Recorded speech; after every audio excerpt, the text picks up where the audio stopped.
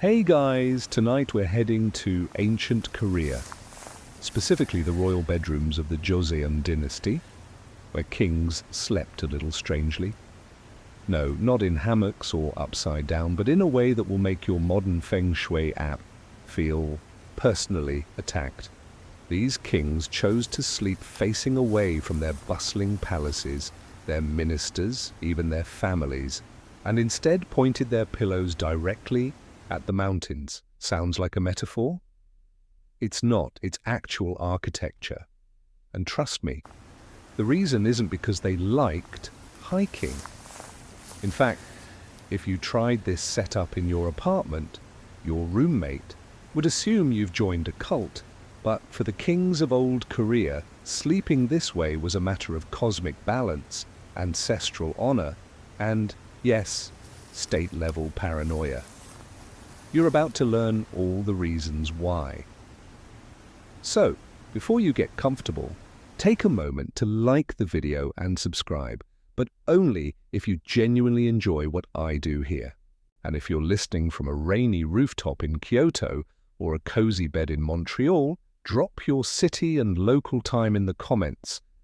I'd love to know where history is helping you drift off tonight. Now dim the lights, maybe turn on a fan for that soft background hum, and let's ease into tonight's journey together. You begin at the foot of a palace. Not just any palace.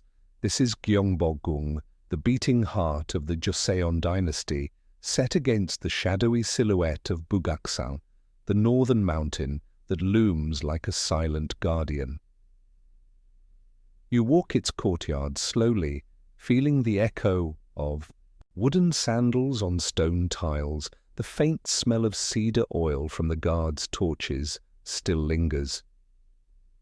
You're not alone.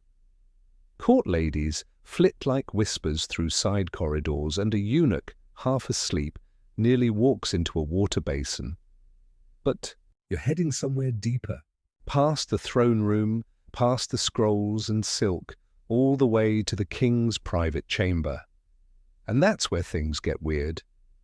Because the royal bed, a finely lacquered wooden platform raised off the ground with dragon motifs carved along its legs, does not face the grand hallway or the southern gates or even the stars. No, it faces a wall. Beyond that wall, a mountain, Bugaksan. It's a bit like installing a luxury apartment and turning all your windows toward the parking garage, but the king, perfectly content. Why? Well, part of it was tradition, part belief, and part a healthy fear of mountain tigers. More on that later. You sit near the doorframe, a spot you're allowed, since in this story you're a curious court scholar. You've been assigned to catalogue the nighttime habits of the monarch, a task so dry even your ink brush yawned when it heard. But tonight you're oddly alert, because every evening before lying down, the king walks to the northern balcony, folds his arms and bows to the mountain. You're told this isn't just habit, it's ritual. Because in the Joseon worldview, soaked in Confucian hierarchy, steeped in geomancy, the mountain is more than rock and trees.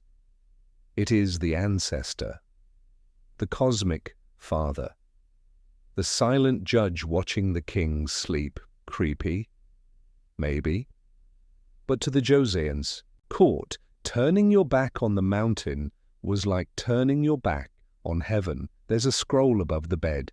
It reads, Saneun God Yosangida. The mountain is the ancestor, and suddenly your neck prickles. Not with fear, just with the oddness of it all.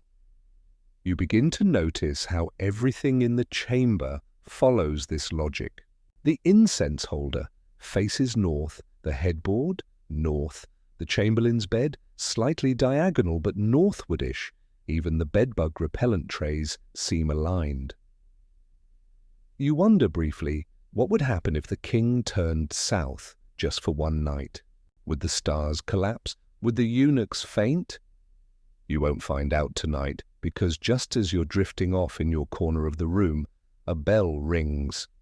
Not loud, just a chime. It's the hour of rat around midnight. Time for the king's second sleep. Yes. In Joseon Korea, segmented sleep was common. Kings often woke around midnight for tea, quiet reading, or to listen to reports from trusted advisors who thought that 1 till a.m. was the perfect time to discuss grain taxes. You write that down. Note, King prefers tax scrolls after midnight. Outside, the wind shifts. A chill slides down from the mountain, brushing the eaves of the palace like a whisper. And you suddenly remember. They say Bugaksan hums at night. No one knows why. Maybe it's the wind, maybe it's just old wood creaking, or maybe it's something else. Some historians still argue about it, whether the mountain-facing sleep posture was rooted in ancient animism or simply architectural practicality. After all, the mountain helped block wind, symbolized stability, and made the perfect excuse not to look directly at one's occasionally disgruntled capital. But you?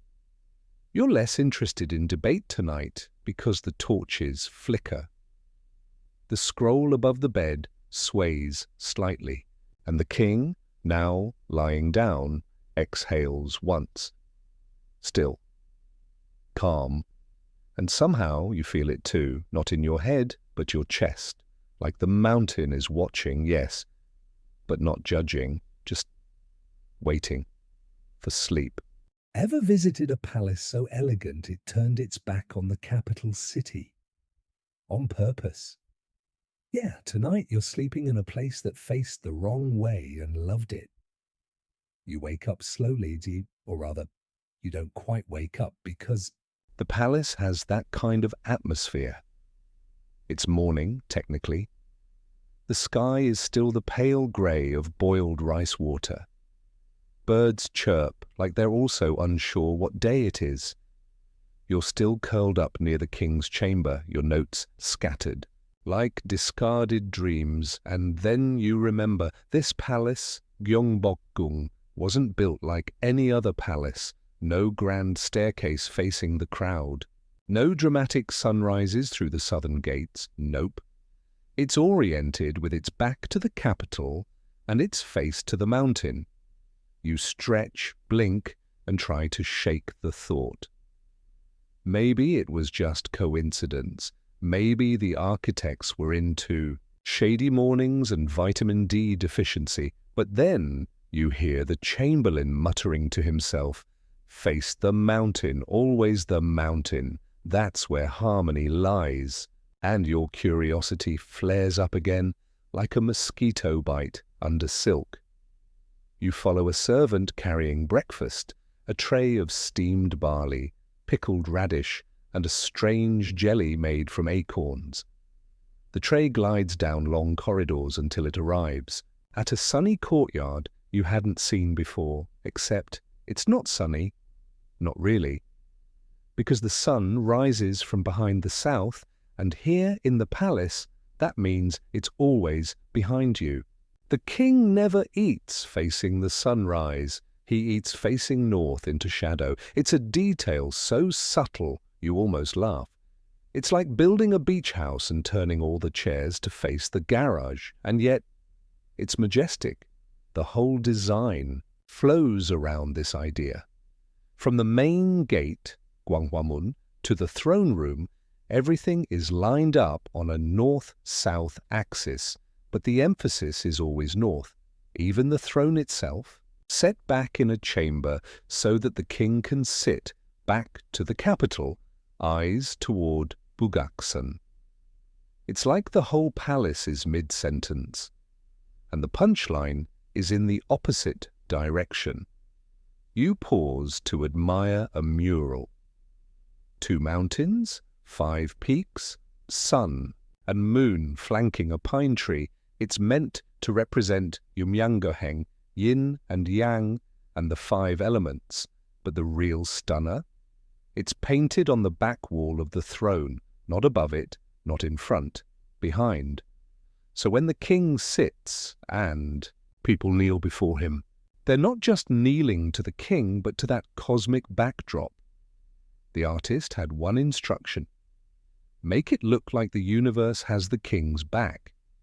And boy, did they. There's a historian, named Park Ji-yong, who once joked, "Joseon palaces are like cats. They always sleep facing what they trust least." You chuckle because it's not entirely wrong. The mountains were spiritual, yes, but they were also barriers. From behind those peaks, potential invaders could emerge, like the Manchus, or worse, disgruntled relatives with claims to the throne. Facing the mountain was like sleeping with one eye open, except metaphorical and beautifully landscaped. You wander into the Gyeongbokgung Hall, the main throne hall, and stand where ministers once prostrated themselves on cold stone. You kneel, not because anyone asked, but because the vibe demands it. And then you realize this whole palace is a theatre. The mountain is the stage, the king just the main actor, facing the most important audience of all. Even the way the roofs slope, designed to mimic the ridge of Bugaksan. Even the drainage patterns, aligned to let water flow toward wisdom, as one poet wrote, though modern plumbing might disagree.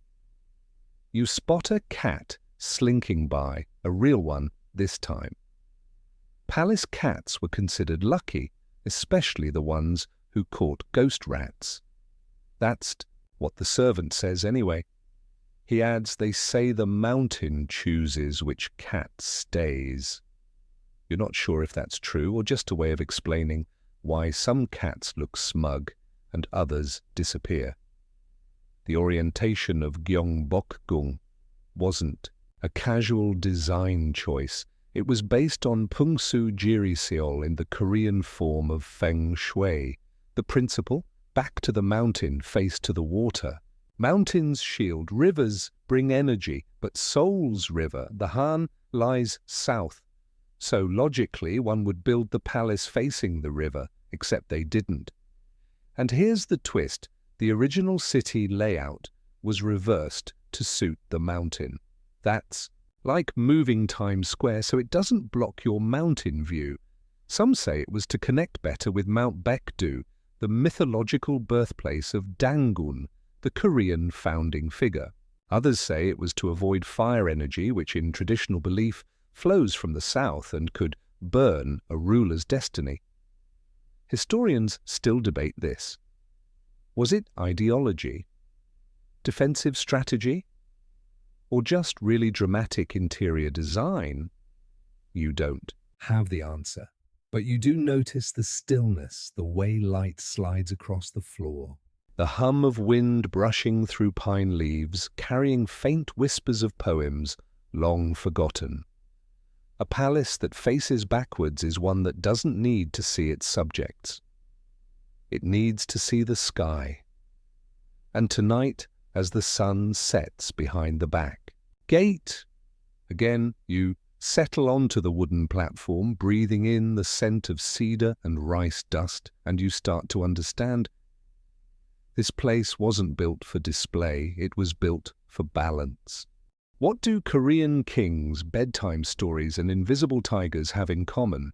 You're about to sleep through one of the strangest royal safety measures in history, and it involves a mountain that may or may not bite. It's evening again, and in the royal palace, and the breeze from Bugaksan feels a little different tonight. Colder somehow. Not in a threatening way, more like a polite warning.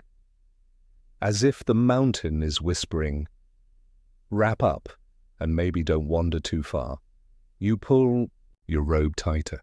You're still in Gyeongbokgung, still shadowing the royal routines like an overly polite ghost, still trying to understand why everything, from the king's pillow to the kitchen chimney, points to that one ridge of forest and stone. And then someone finally tells you. It's a junior eunuch, barely older than you and very much the type who enjoys gossip with dramatic pauses. He leans in close and says, "They say a tiger lives up there. You blink, not a metaphorical tiger, a real one, or at least a very persistent idea of one." Bugaksan, you learn, wasn't just seen as a sacred mountain, it was also a known tiger haunt. For centuries, Koreans believed that mountains were the domain of spirits and tigers were their messengers or sometimes their avatars. To cross a tiger was to cross the mountain's will. So when the royal palace was built facing that exact ridge, it wasn't just a show of spiritual alignment. It was, frankly, a peace offering. A king who sleeps with his face to the mountain is a king who says, "I see you, tiger. Please don't eat me." You try not to laugh, but the image is so absurd. A monarch in silk robes bowing politely to a tiger-shaped cloud. It's hard not to, and yet it makes sense. Korean folklore is full of tales about tigers who talk, tigers who guard treasures, even tigers who moonlight as grumpy uncles with moral lessons. You once heard a story as a child, something about a tiger that steals shoes, but only from liars, and now you're wondering if the king's ceremonial footwear ever mysteriously vanished. The eunuch continues, "There's an old saying, if the tiger sleeps, the kingdom rests." You glance back at the mountain, and suddenly that shadow near the pine tree, it moves. Maybe it's wind. Maybe it's just your imagination, fueled by too many scrolls and not enough sleep. Still you decide to head inside. You're told there was once a night guard in Joseon who swore he saw the mountain blink. Just once. Just a slow, deliberate closing of an eye made of trees. He retired the next day. There's even a log in the royal records from the 1600s, a complaint filed by a kitchen servant claiming that meat left overnight on the northern side of the palace vanished, and he blamed a tall orange-striped ghost. Naturally, the court astrologer was summoned, because in Joseon, Korea, if your beef disappears, it might be a tiger, sure, but it also might be a cosmic imbalance in your household's firewater alignment. You sit by the scroll library that evening, listening to officials debate whether building another shrine near Bugaksan would please the spirit beast. They talk in whispers as if the walls might report them. You're starting to realize something. The mountain, for all its grandeur, is also treated with a kind of domestic caution. Like a powerful in-law who lives upstairs and can hear everything. And the tiger? It's not just a threat, it's a character in the palace drama. It explains why some doors are left slightly ajar at night. Why a handful of palace dogs are always stationed on the northern eaves, not for intruders, but to bark at shadows. One minister once recommended painting tiger stripes on the walls to fool the real one into thinking it already lives here. It didn't catch on. Still, a few guards took to leaving bowls of broth by the back gate, just in case. Even now, historians debate whether there were actual tigers in the city. Some say the animal sightings were just overgrown cats or hallucinations from incense fumes. But the palace blueprints suggest otherwise. There's an entire pathway along the north wall, unused, unwalled, designed so that the mountain's children may pass undisturbed. You lean against the pillar. The wind brushes past again. This time it smells faintly of pine needles and something deeper. You wonder if the king, as he dozes facing the ridge, ever thinks about it, that just beyond his eyelids lies a creature no blade can touch, no army can stop. Only respect. So you keep your gaze soft, your movements slow, and your thoughts gentle, just in case the tiger is listening. What do bedtime mountains and ancient philosophy exams have in common? In the Joseon Dynasty, even how you slept was a test of virtue. And tonight you're about to pass with flying, very sleepy colours. Tonight the stars don't seem to twinkle. They nod, slowly, as if agreeing with everything happening below. You're lying once again in your assigned corner of the palace, just a humble scholar, just an observer. But tonight feels a little more official, because tonight you're learning how to sleep like a philosopher. In Joseon Korea, being king wasn't just a matter of blood, it was a matter of morality. Ruling well meant living right, and living right meant sleeping. You guessed it. According to Confucian principles, you shift on your mat, mentally preparing to absorb this upside-down bedtime lecture. Now you've probably heard of Confucius, the ancient Chinese sage who thought everything, including soup temperature and eyebrow posture, had moral implications. Joseon Korea loved him, and by loved I mean adopted his teachings as state policy, turning philosophy into the national Wi-Fi signal, invisible but constantly connecting everyone, even when you just want to nap. The Confucian belief system emphasized order, balance, and hierarchy, not just in government, but in the very architecture of sleep, where you placed your bed, where your feet pointed, even how your breathing harmonized with the seasonal winds. Yes, really, tonight you've been given a scroll to study, one that details the proper way for rulers to sleep, an actual document used to educate crown princes. Page 1, Thou shalt not sprawl. Page 2, Head to the mountain, feet to the people. The king, you learn, was expected to align himself not just with the stars, but with the entire moral structure of the cosmos.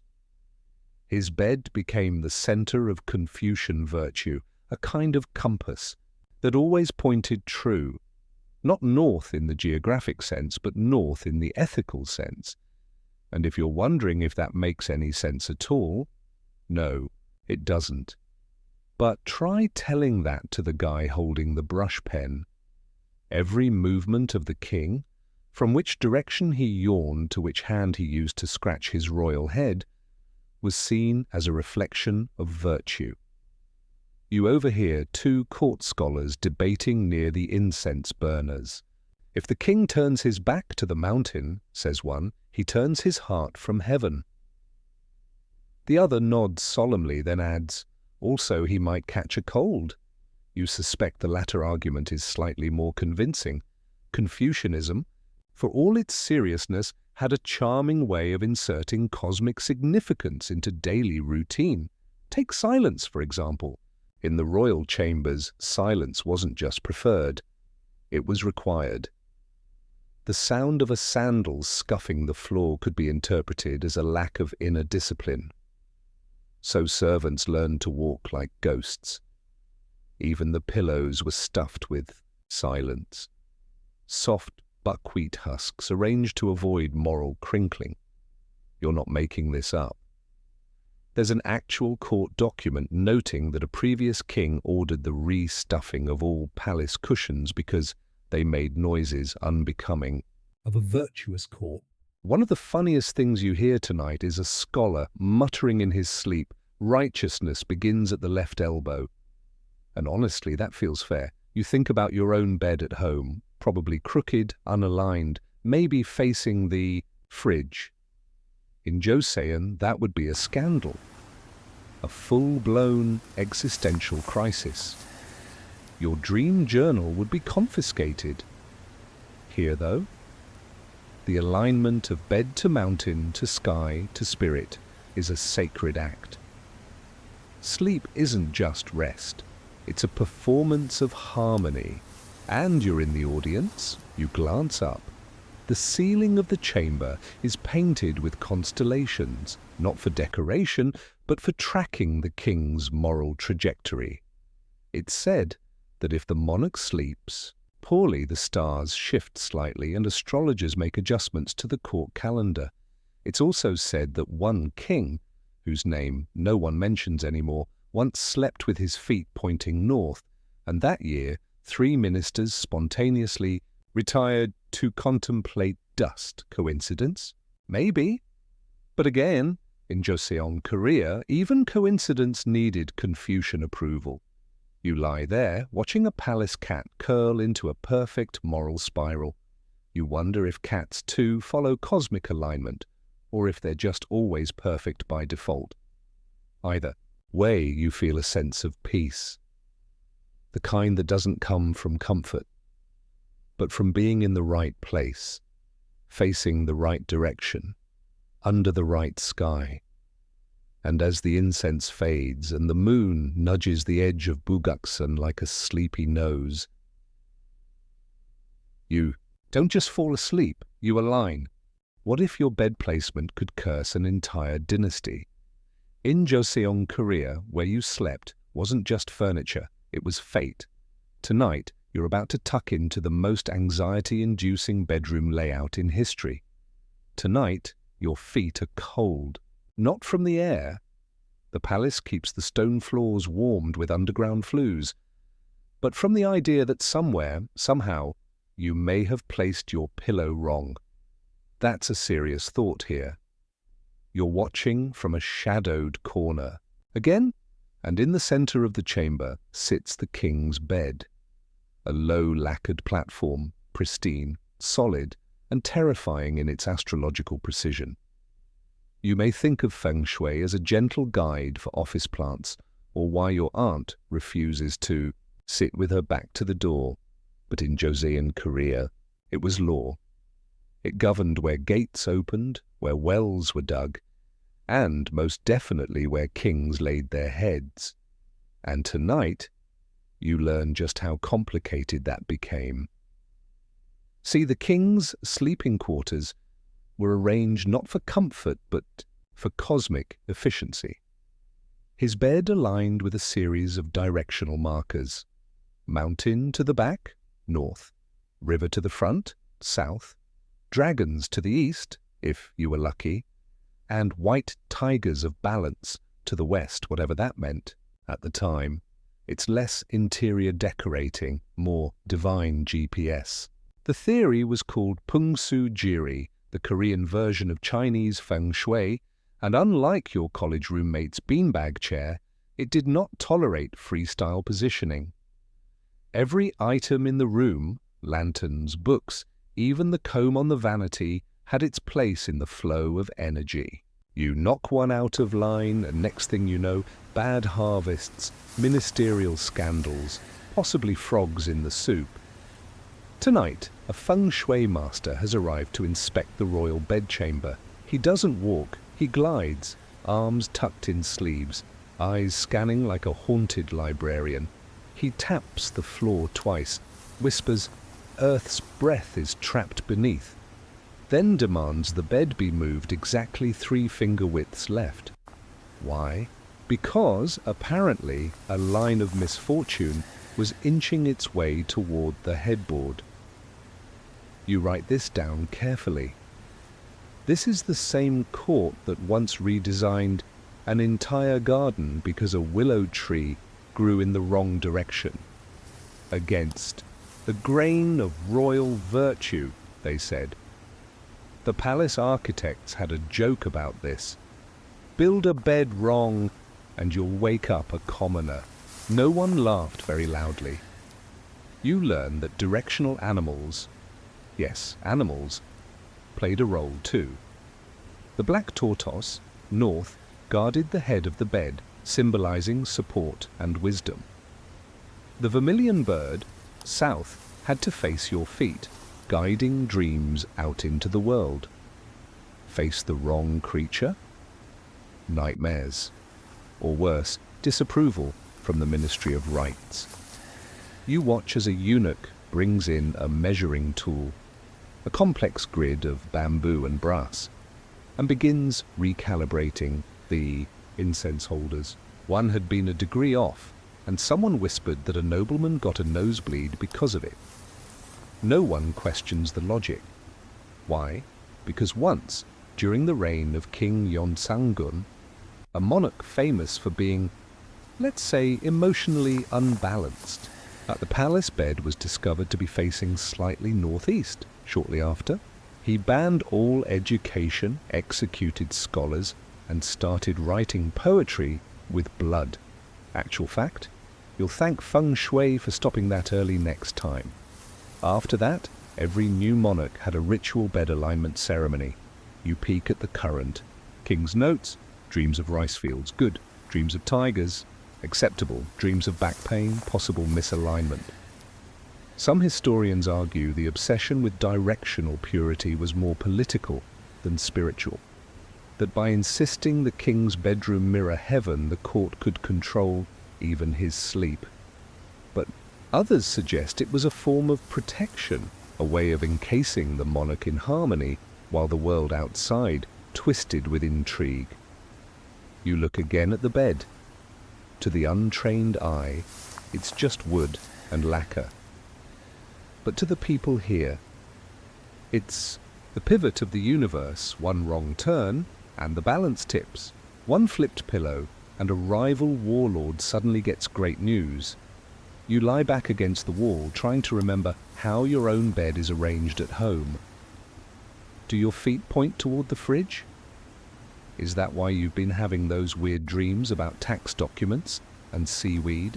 You resolve to move your mattress when you get back, or at least start sleeping closer to the window, unless that invites fire energy.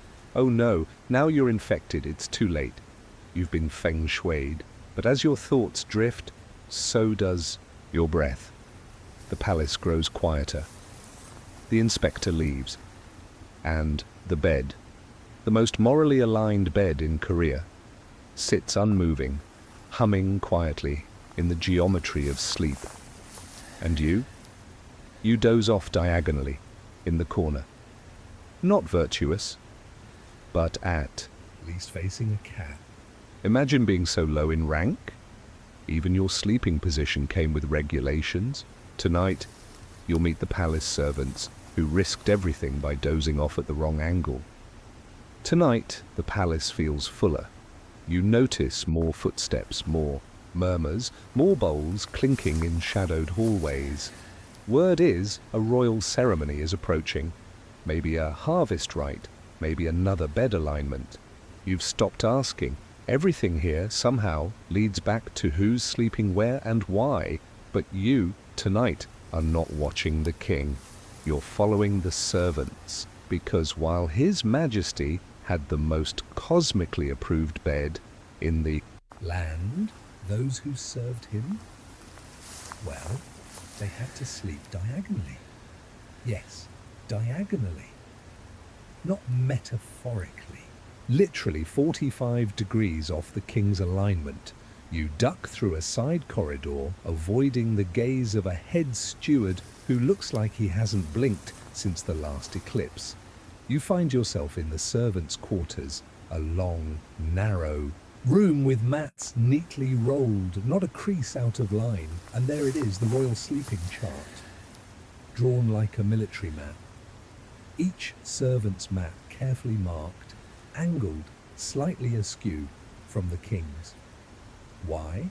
Because direct alignment, sleeping parallel or facing the king, which was considered offensive, worse than bad manners. In some interpretations it implied equality or, heaven forbid, challenge to royal authority. So to avoid energetic collision with the throne, servants were instructed to lie like slanted commas, curved and compliant. It was called Chulwa Yongwon, yielding in rest. You try it, it's awkward. Your knees want to rebel. Your back feels betrayed. But as a middle-ranked record keeper whispers to you, better a sore spine than a short career, you nod, or at least tilt your head diagonally in agreement. Even the eunuchs, senior members of the household, followed this rule, often adjusting their positions based on the king's seasonal mattress rotation. If he shifted 2 degrees north for the winter, so did everyone else. It's like synchronized. Swimming, but with exhaustion and more linen. Some of the servants took it very seriously. There's a story about one laundry steward who allegedly slept two parallel one summer night and was relocated to the outer kitchens until further moral reflection. No one knows if he ever slept straight again. Even the animals had rules. Palace. Dogs had designated spots near thresholds, always curled with their noses pointing toward the mountain. A hound that slept south was gently nudged until corrected. One servant jokes, "Only the cats sleep where they want. That's why they reincarnate as nobles." You laugh. Quietly. What you realize, curled there in the semi-darkness, is that sleep in the Joseon palace was more than rest. It was a choreographed display of loyalty. The orientation of your body said more than your words. Turn the wrong way, and people might think you were plotting. So what did they do? They wrote sleep logs. Yes, actual documents tracking who slept where, at what angle, under which conditions. One still survives. Attendant Kim, east-facing, midnight nap, no snoring. Acceptable. Another reads, chambermaid Hyesu, feet toward throne. Warning issued. There were even nightly inspections. Not loud, just soft shuffles, a sliding of doors, the low hum of authority. You once overhear a steward muttering, "It's not about control, it's about alignment." You're not sure if he believes it, or if he's just trying to justify why he's been sleeping like a human protractor for 30 years. Some historians debate whether this entire diagonal policy was overblown, maybe only enforced during certain reigns, maybe exaggerated by later. Chroniclers with a flair for dramatic bedding arrangements, but the logic holds. The king was the axis. Everyone else was a respectful orbit, and so the palace, even while dreaming, spun with silent geometry. You lie back on a straw mat in the far corner. The room is quiet now. Breaths rise and fall like waves. The moonlight cuts across the floor at an angle so perfect it could have been planned. Maybe it was. You wonder if there's any record of someone breaking the rule on purpose. Lying flat, staring north, dreaming rebellion. But you suspect, even in dreams, most turned just. Enough to stay safe, and now so do you. What if your royal title didn't guarantee you the right to sleep facing the same mountain as your husband? Tonight we sneak into the hidden world of palace queens and their very specific sleeping rules. Tonight you're walking softer than usual. The palace is darker on this side, not abandoned, just quieter, deliberately dim. You pass silk partitions, folding screens with paintings of chrysanthemums and cranes, and step through a side door that only opens at night. This is the Gyeongbokgung, the Queen's quarters. It's beautiful, elegant, exquisite. And yet, it's also very much apart. From the outside, it appears grand. The tiling immaculate, the eaves curved like brushstrokes. But the real power of this space lies not in gold or silk, it lies in where it doesn't point. Because unlike the king's bedchamber, aligned directly with Bugaksan, facing north, the queen's bed was positioned differently. You pause, you look around, and then you see it. The long bench platform, the delicate mattress, the quilt folded with ceremonial care. But the head of the bed, slightly skewed, not toward the sacred mountain, not toward the throne room either. The queen, in all her titles, grace and lineage, was not allowed to sleep facing the king's direction. Not even in private. You tilt your head. Surely that's symbolic, and it is. According to palace protocol, the Queen's room was deliberately offset from the King's, both physically and spiritually. Her space represented support, not rulership. She was the yin to his yang, the echo to his proclamation. Facing the mountain directly, that was the king's burden. Your breath slows as you walk deeper into her chamber. There are fewer servants here. Only a few senior court ladies older than the floorboards, weaving cedar-scented sachets and whispering old names like their spells. One of them sees you. She nods and says quietly, "Even the queen must bow to the mountain sideways." You don't know what to say, so you don't say anything. It makes sense in a way. Joseon Korea was structured around Confucian hierarchy, and women, even royal women, these were carefully slotted into the system. The queen's quarters were separate but central. She had influence, but not autonomy. She could advise, nurture, pray for the nation, but she could not align directly with the sources of cosmic or political power. That included the mountain. The Gyeongbokgung layout reinforces this.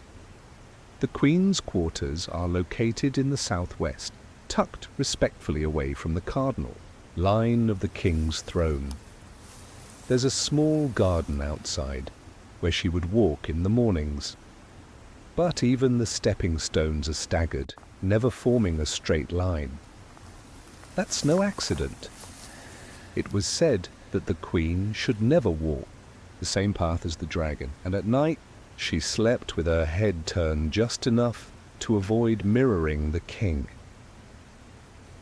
You lean against the paper-panelled wall and hear the muffled sounds of court music wafting from across the courtyard.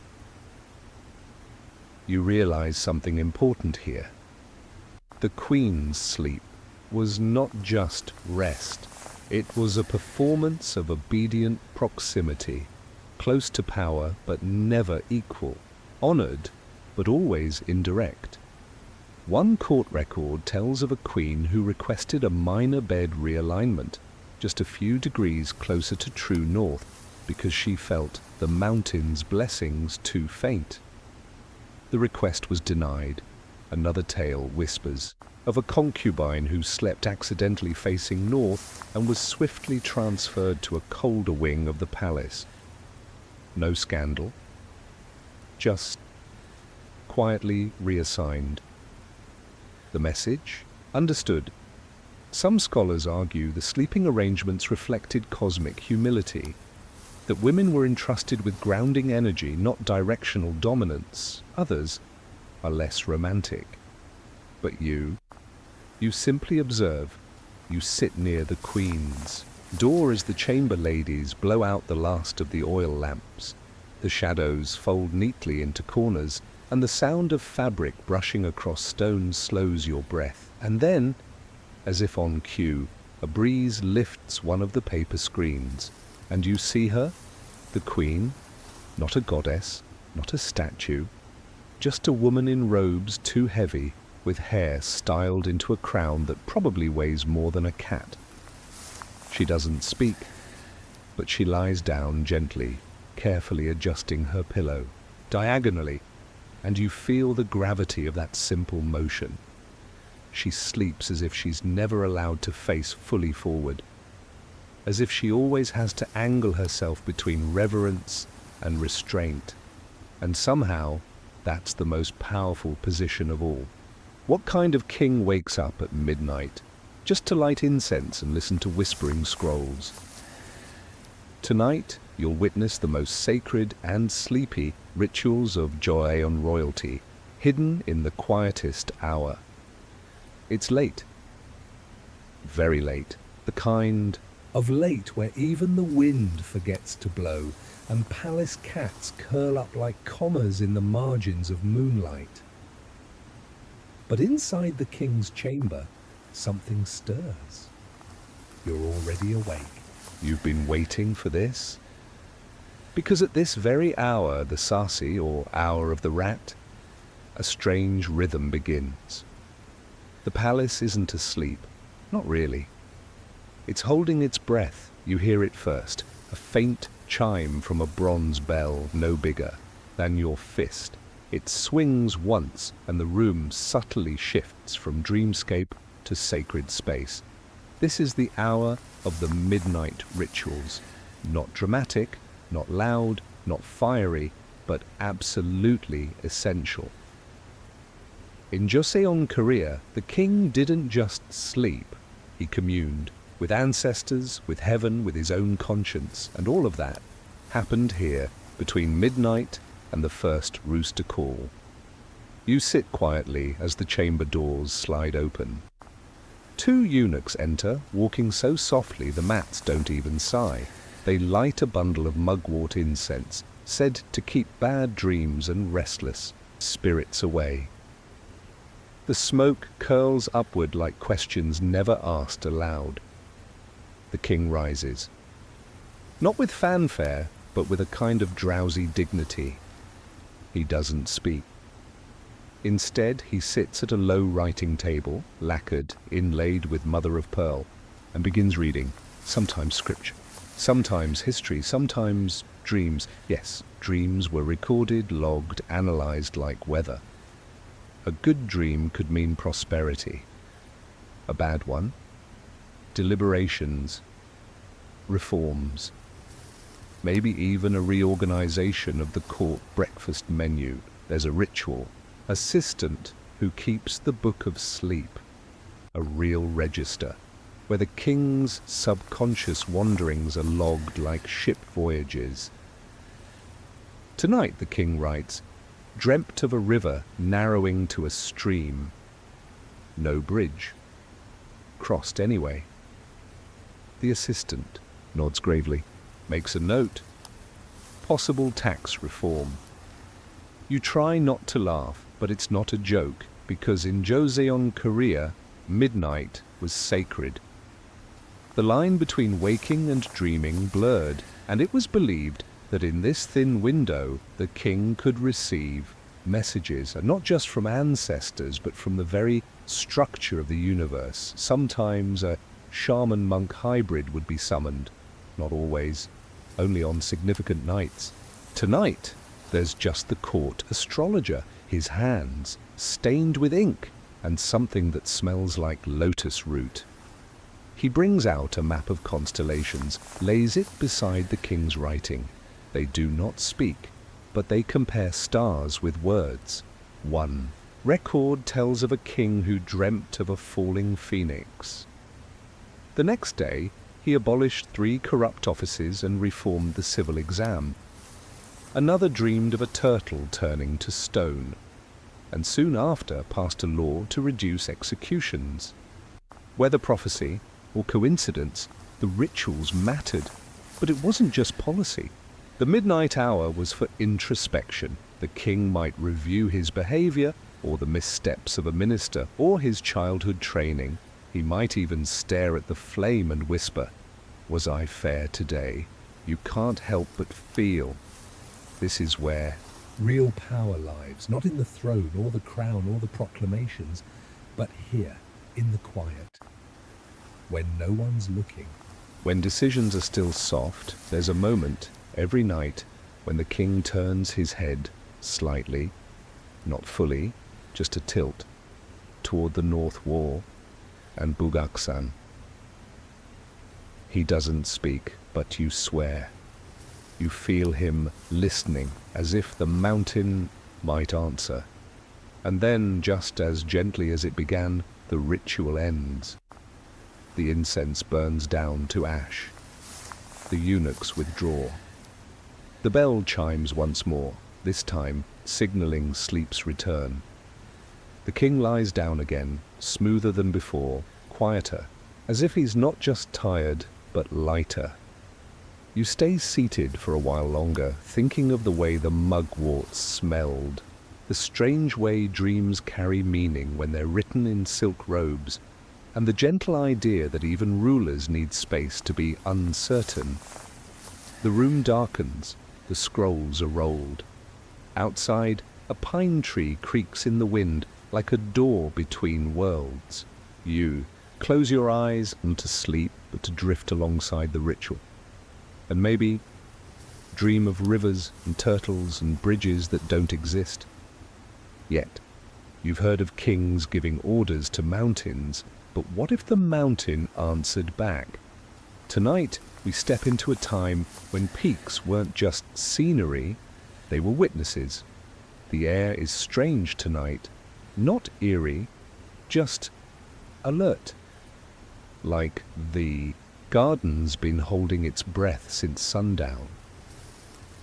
You step quietly through the stone paths behind the palace, past the ceremonial ponds and the trees wrapped in silk charms, until you reach a narrow platform where no one ever shouts. This is where the king listens to the mountain, not literally, of course. At least, that's what you thought before tonight, because what begins as a stargazing habit quickly becomes something much older, deeper, and stranger. Every 7 days, give or take, the king emerges from his chamber after the midnight. Rituals cloaked in robes the color of ash and dried moss, and walks barefoot to this platform. He kneels. He bows. He faces Bugaksan. And he listens. No words. No songs. Just silence. The palace staff calls it Sanwi Giwon, the mountain's breathing. According to court tradition, the mountains surrounding Seoul were not passive formations but active beings. Guardians, record keepers, even silent critics of royal behavior. They weren't spoken to, they were spoken with, and they could, allegedly, respond. You hear the chamberlain explain this once, half muttering while oiling a door hinge. Mountains speak with wind. If they agree, the branches sway. If not, the trees stand still. It sounds poetic until you see it. Tonight, the king kneels longer than usual, his hands resting gently on his knees, his back so straight it looks like it was chiseled by carpenters. The wind picks up. Not harsh, but deliberate. It moves across the courtyard in a diagonal, brushing only the northern trees. You stare. Because the rest of the garden? Still, even the birds don't blink. One eunuch lowers his head and whispers, "The mountain approves." And suddenly you feel it too. Not the approval, but the tension that precedes it. The way the palace holds this sacred ritual, not as performance, but correspondence. One record, buried in a forgotten volume of court logs, describes a night when the wind howled only from the south and the king reportedly fell ill, and the next morning, coincidence? Possibly. But the same week, 2 key ministers were dismissed. The official reason? Disharmony with seasonal flow. No further explanation was given. You learn there's an entire bureau dedicated to interpreting mountains' signs. The Sanmunseo, or Office of Ridge Watch. Their job? Monitor vegetation, wind patterns, animal behavior near the mountain edge. And yes, report back. One famously meticulous report read, 2 crows circled thrice above pine cluster 11. Bark from tree 7B cracked vertically. Recommend postponement of royal wedding. The wedding was delayed. No one complained. Because in Joseon, Korea, nature wasn't just scenery, it was surveillance. And the mountain, towering behind the throne, like a silent advisor, was always watching. You ask a junior scribe if anyone ever tried to deceive the mountain. He looks horrified. You can lie to your people, maybe even to your priest, but not to stone. That sticks with you, especially later when you're sitting alone by the water trough and the wind shifts again, this time softer, brushing your cheek like an old friend saying, "Careful." You glance back toward the ridge, still silent, but somehow present. Some historians argue this belief was mostly symbolic and a way for rulers to feel less alone in their decisions. a poetic justification for gut instincts, but you're not sure. Because tonight, when the king stands and bows one final time, the clouds above Bugaksan part just enough to reveal a sliver of moonlight that lands perfectly on his shoulder. He doesn't flinch, doesn't speak, just breathes. And somewhere in the background, a crow lets out a single, well-timed caw, like punctuation. You smile. You didn't expect this, did you? But here you are, listening to a mountain and, just maybe, hearing something back. One royal dream, one mountain warning, and the entire dynasty shifted overnight.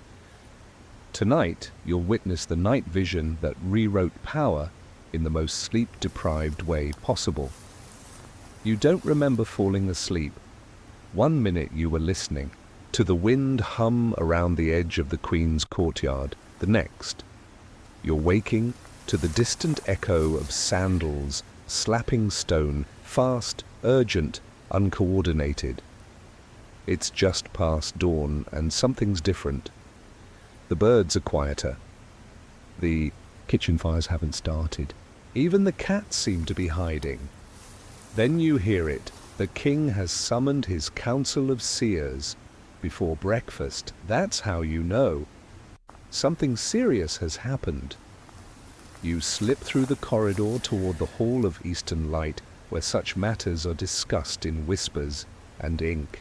There, seated cross-legged in a robe he clearly slept in, is the king, pale, awake, trembling, not from fear, but from a kind of electric revelation. He had a dream. You're not told immediately what it was, but the effect, immediate. Orders are being rewritten, scribes are running, advisors look like they haven't exhaled in 20 minutes. You sit behind a lacquered screen, pretending to inventory scrolls. No one notices. Everyone is fixated on the dream. The royal astrologer arrives, then the head Confucian scholar. Then, strangely, a mountain priest from the outer provinces who smells faintly of pine needles and regret. The king finally speaks. In the dream, the mountain turned its back to me. A bird flew south, but its shadow went north. I crossed a stream, but the water ran dry beneath my foot. I stood alone, and the wind whispered a name that was not mine. The room falls into a silence so absolute you hear someone blink, dreamy. Interpretation in Joseon Korea wasn't like modern analysis. No Freudian metaphors, no dream journals doodled at coffee shops. It was policy. And the mountain, Bugaksan, always central, always protective, turning away, that was the cosmic equivalent of a resignation letter. The implications were immense. Within an hour, ministers were proposing spiritual realignments, a cleansing of the throne room, a temporary suspension of court business, a personal apology to the mountain. Yes, an apology. One of the scholars, shaking slightly, suggests that perhaps the king had unknowingly offended ancestral spirits. Another believes the mountain spirit is signaling dissatisfaction with a recent policy. You know, the one they're referring to, a decree reorganizing land inheritance. Controversial, practical, and wildly unpopular among older noble families. The kind who plant their lineage like pine trees and expect them to stand forever. The king asks for the Book of Sleep. There he adds a line in his own hand. I dreamt of being unkinged. That's not a word. But no one dares edit it. Within days, the policy is repealed. A senior minister is dismissed to restore spiritual balance. Ceremonies are held at every mountain-facing shrine from Seoul to the coast, and for an entire lunar cycle the king refuses to sleep with his head fully north, just a little diagonal, just in case. You overhear the queen murmuring to her maid, "The mountain has spoken louder than 10 councils," and she's right. Some historians argue this event marked a subtle but pivotal shift in Joseon politics, from rational Confucianism toward a resurgence of shamanic consultation in matters of state. Others say it was simply a clever political move, that the dream was staged, the response orchestrated to distract from real dissent. But then again, these scholars weren't there. They didn't feel the weight in the air that morning. They didn't see the clouds part exactly above the mountain peak, just as the king bowed again, this time not from duty, but humility. They didn't see the birds fly, not south, not north, but in a perfect circle above the palace, like a question mark drawn in feathers. And you? You did. You write it down later in your own notebook. The king's dream was not a warning, it was a conversation, and he listened. That night, everything returns to quiet. The fires relit, the soup reboiled, the cats re-emerge, but something still hums beneath the floorboards. Something mountain-shaped, and as the king settles once more into his north-facing bed, his breathing soft and steady, the wind carries no warnings this time, only sleep. Imagine trying to give advice to a king while he's asleep. Tonight, you'll uncover the strange world of midnight memos, dream-tucked dispatches, and royal letters slip beneath the pillow. Tonight, something feels secret. The halls are lit, but dimmer. The servants speak, but in phrases cut short. And near the king's chamber, a curious procession has begun. Scrolls being carried not to the throne room, but to the bedroom. You're already watching from your usual post by the carved screen, but now you lean in closer. Because what you're witnessing isn't part of the daily ritual, it's something rarer, something whispered about in the margins of records. The letter beneath the pillow. This peculiar tradition began quietly a few kings back. Not an official decree, not even a policy, just a habit that grew teeth. Trusted ministers, advisors, even scholars of lower rank were permitted, on rare, extremely delicate occasions, to send the king a message not during court, but during sleep. You raise an eyebrow. Sleep correspondence? Yes. It sounds absurd. But in a palace where dreams are political currency and pillow direction determines national fortune, this form of communication made strange, perfect sense. Here's how it worked.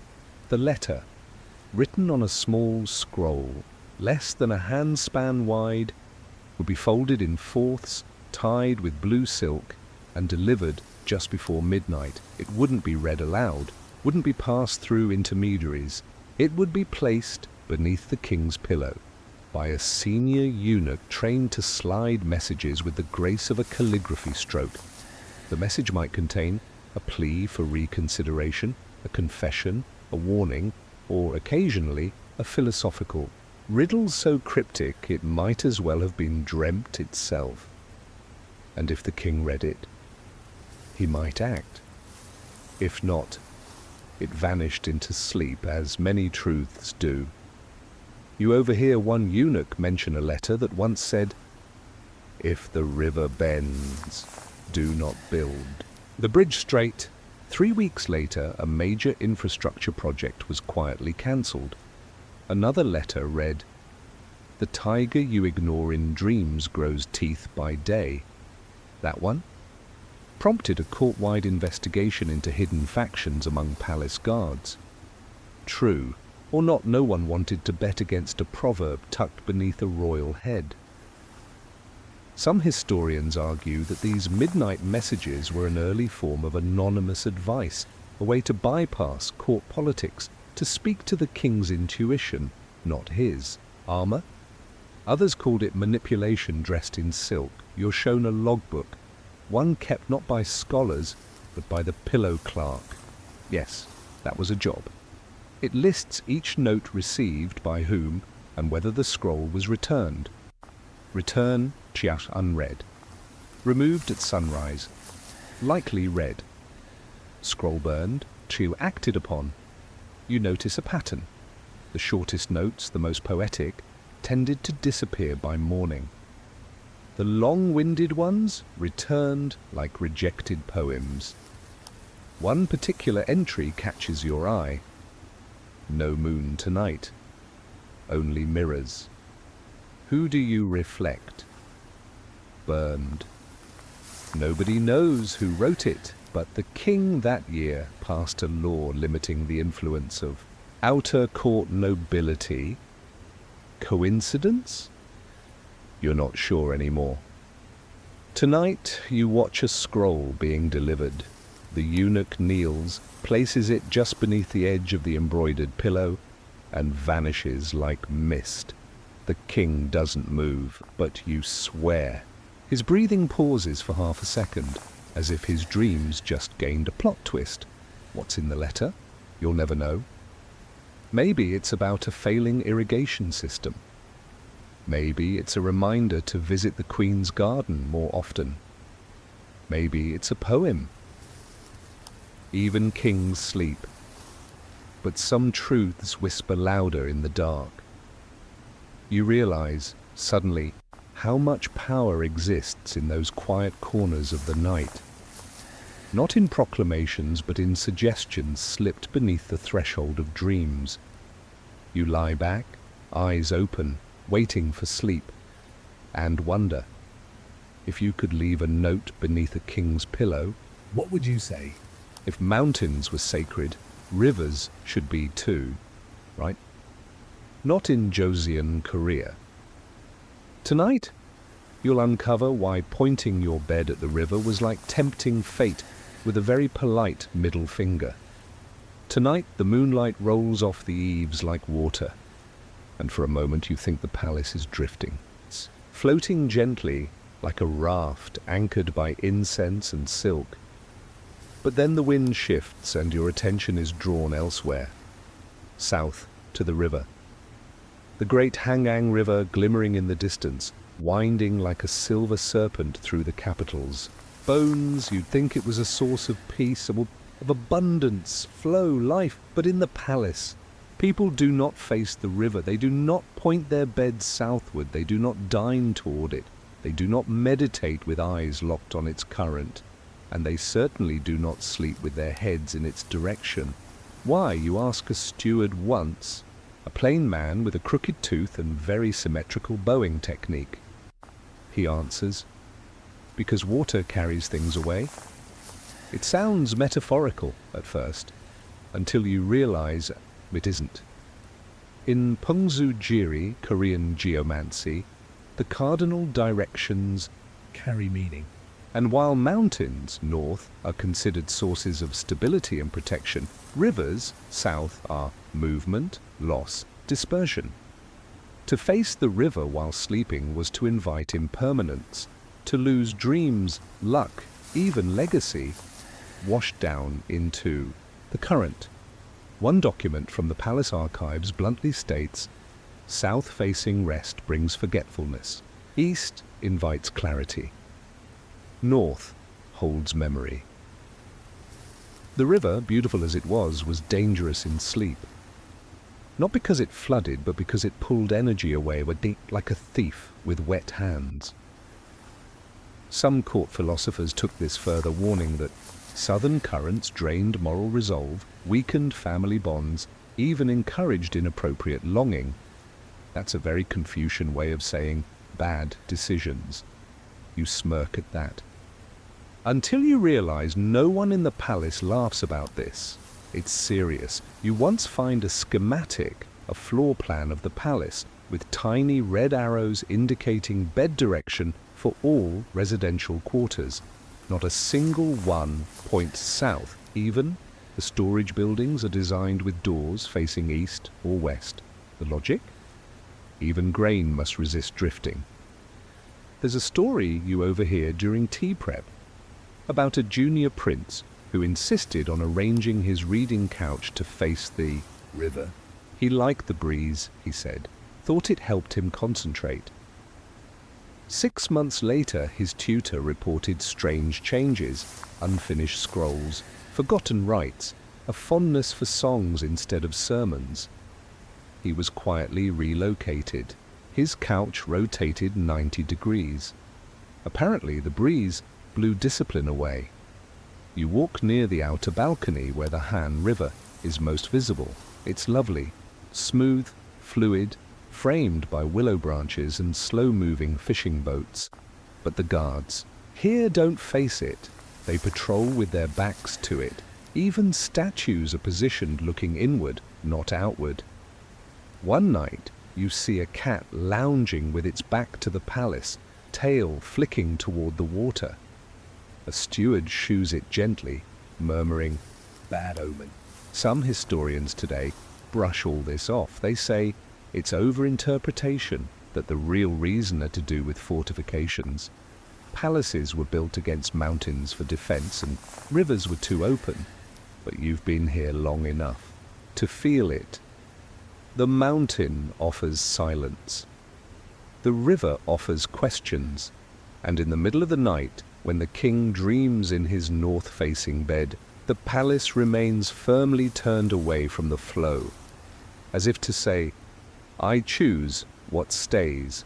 You lie on your mat, angled just so, and think about all the things you've lost. Thoughts, time, memories, drifting out of reach like paper boats. Tonight, you turn your head slightly away from the river. And for once, you don't feel like chasing anything, just staying still. What happens when a king just can't sleep? In a palace obsessed with harmony and cosmic rest, one sleepless monarch became a living disruption. And his punishment was uniquely Joseon. Tonight, the wind is restless. It rattles the paper, doors ever so gently, like a polite ghost asking to be let in. A branch taps the tiled roof. The clouds forget where they're supposed to go. And you're watching the king not sleep. You've seen him breathe deep and steady, dream in symbolic metaphors, wake for midnight rituals and return to perfect slumber. But tonight, he tosses, turns, adjusts the pillow, adjusts it again. He sits up. The chamberlain enters, expression unreadable. The king waves him off. And you know something's wrong. This is no ordinary insomnia. This is a disruption to the cosmic script, because in Joseon, Korea, the king's sleep wasn't just his. It belonged to the kingdom.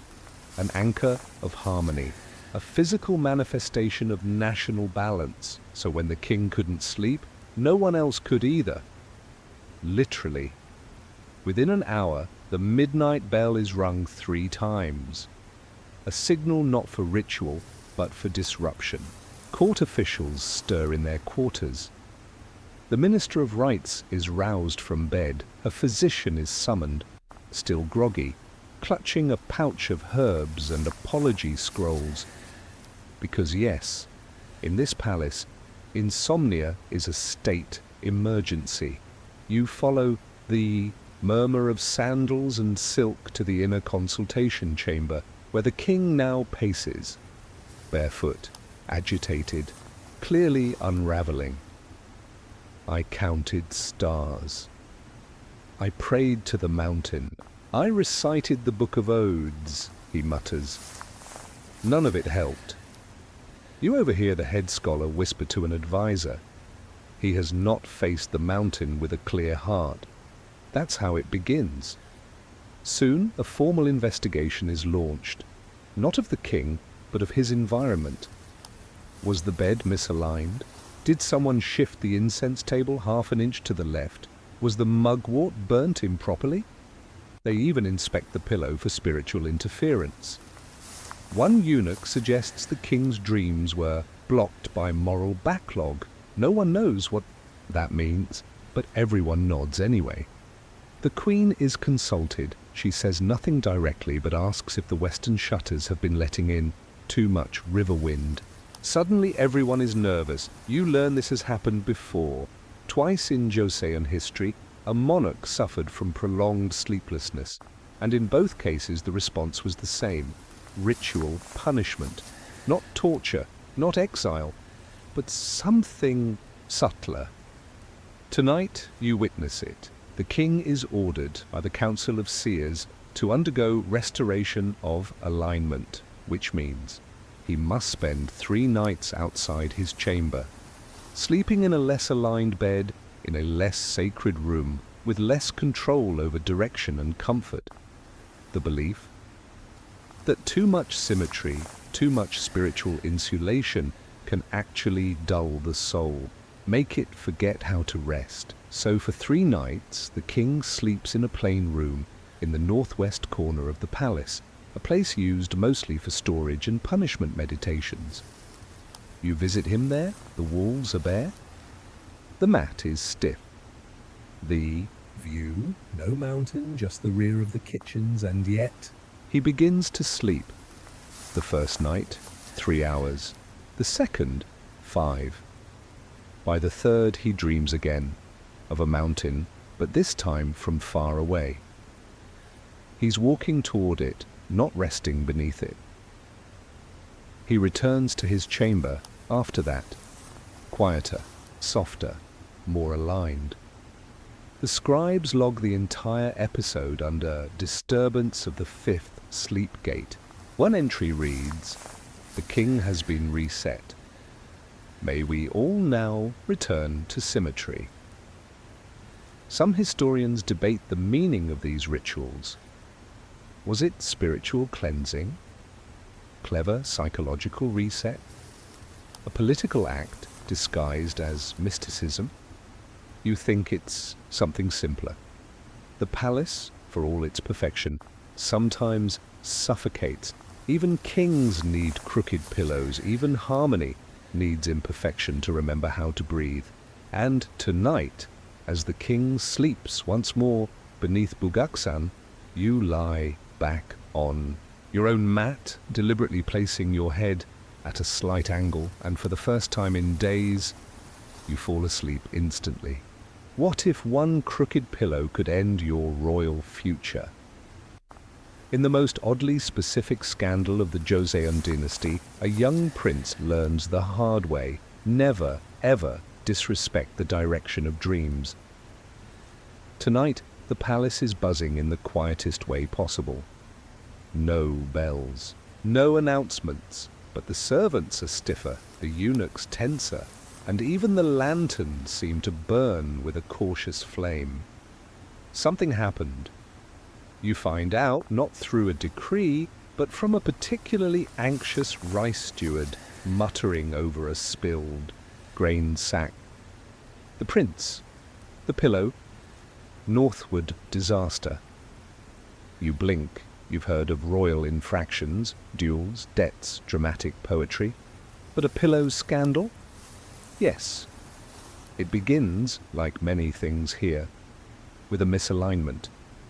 Prince Yijin, second, son of the king, recently came of age. With that came privileges, his own quarters, a modest advisory circle, a new lacquered bed, and in a moment of adolescent rebellion, or simply bad taste, he had the audacity to move his pillow from east-facing, respectful support position to due north, the direction reserved only for the reigning monarch.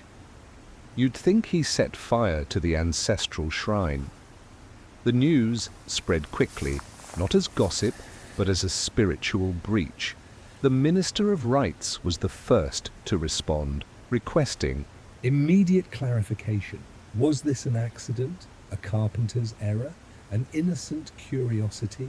The prince, young, confident, and slightly overfond of dramatic hair flips, replied, "I merely wish to face the same stars as my father."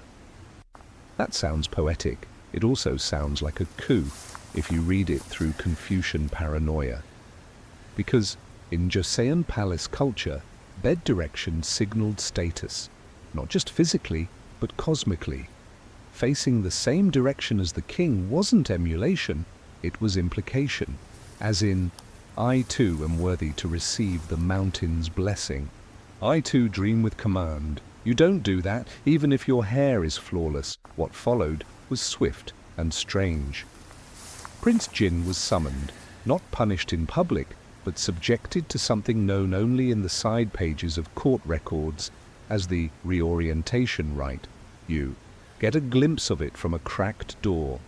The prince, seated cross-legged in the center of a small, candle-lit chamber.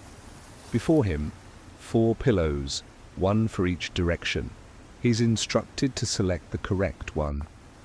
Each pillow is indistinguishable from the others. This isn't about decor, it's about intent. He chooses east. The scribes nod, the ceremony ends.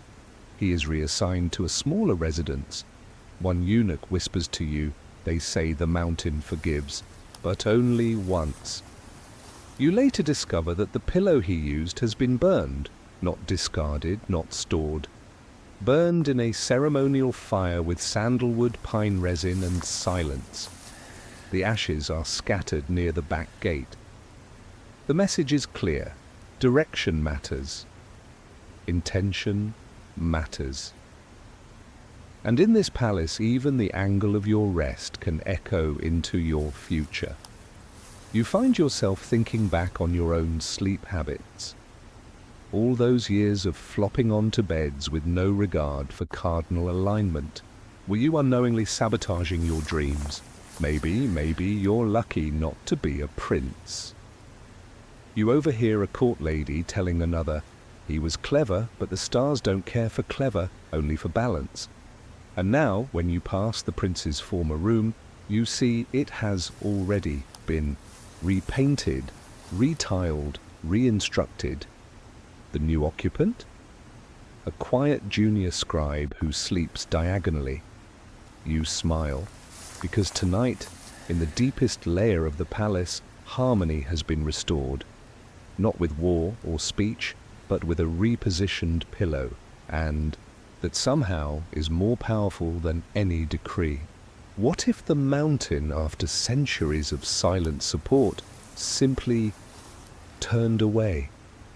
In the final chapter of this whispered history, you'll witness the moment nature withdrew, and what the palace did to win her gaze back. It starts subtly. A crack on a northern retaining wall. A patch of ivy that dies too quickly. A statue toppled in the night. Not broken, just rotated, its face no longer turned to Bugaksan. At first no one panics. Palaces shift. Time wears, wind changes. But then a royal gardener reports something troubling. The pine trees on the mountain's lower slope are leaning away. You're summoned to observe. You squint.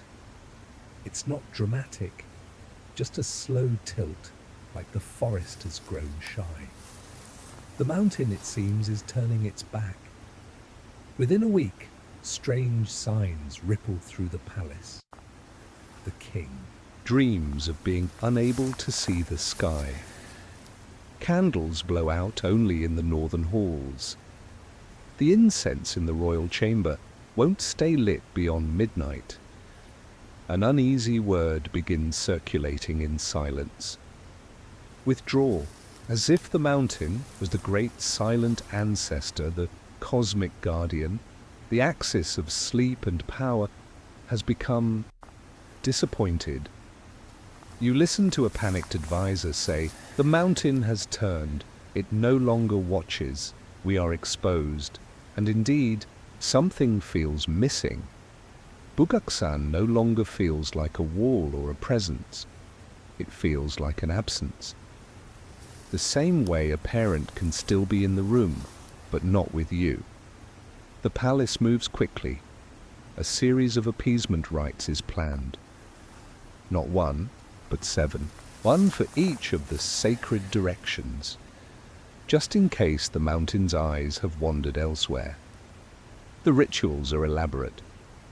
silk banners embroidered with apologies, offerings of rice cakes shaped like clouds, chants performed by geomancers in voice-soft harmony aimed into the ridge like radio waves. At the center of it all is the king. He no longer sleeps in his usual bed. Instead, he sits each night on a raised stone platform, facing the mountain with no walls between them, wrapped in silence. He doesn't speak. He waits. Each evening, the astrologers check the stars. Each morning, the royal dream book remains, blank nothing. Then one day, after a week of this quiet penance, it rains. Not a storm. A gentle, cleansing rain, falling only on the northern palace roofs. No mist reaches the south wing, no drop touches the outer gates, just the north, and with it, the candles burn straight again, the incense stays lit. The king dreams, not of being unseen, but of walking a path lined with pine toward a mountain that watches once more. The court exhales. They declare it a sign that the mountain has returned its gaze, that the alignment is restored. Some call it forgiveness. Others call it attention. You call it gravity. The invisible pull that had been missing is back. You can feel it in the way people walk again, not rushed, but paced. In how the palace cats now nap, undisturbed, in direct line of the ridge. And the king, he goes back. To his chamber, to his bed, to the direction he knows best, not because it's tradition, but because now he's sure it matters. You sit under the eaves, watching the clouds slide gently behind Bugaksan. They don't hide the peak tonight. They lift around it, a kind of reverence. You think about all the things you've seen. Beds placed like prayers. Dreams weighed like verdicts. Pillows adjusted like treaties. Mountains treated like gods. You wonder if the mountain ever really turned, or if the people simply lost the habit of listening. Either way, they remembered, and that's enough. Now the palace grows still, the scrolls are rolled, the lamps flicker low.